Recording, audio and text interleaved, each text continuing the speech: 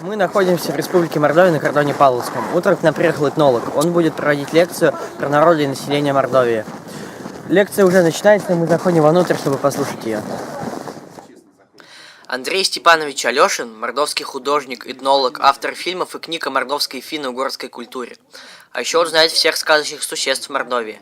В доме хозяйничает домовой Кудатя, на небе живет дедушка Луна, а злая колдунья Варда обязательно накажет тех, кто плохо себя ведет. Об этих и многих других божествах и духах рассказал нам Андрей Степанович. Я когда был маленький, то мордовские духи, мордовские боги, они жили рядом со мной. И я вот рассказывал просто свое детское ощущение про героев мордовской мифологии. И когда я стал уже большой, взрослый, закончил художественное училище, Академию художеств в Петербурге закончил, и я решил вспомнить вот свое детское ощущение от героев мордовских сказок.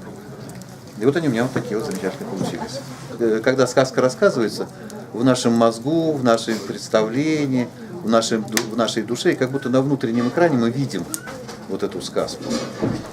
А сказка должна быть. Это волшебное состояние такое. Оно воспитывает в каждом ребенке творческое начало. Еще Андрей Степанович показал нам свой мультфильм на мордовском языке и сыграл на органе. Встреча с ним получилась по-настоящему сказочной.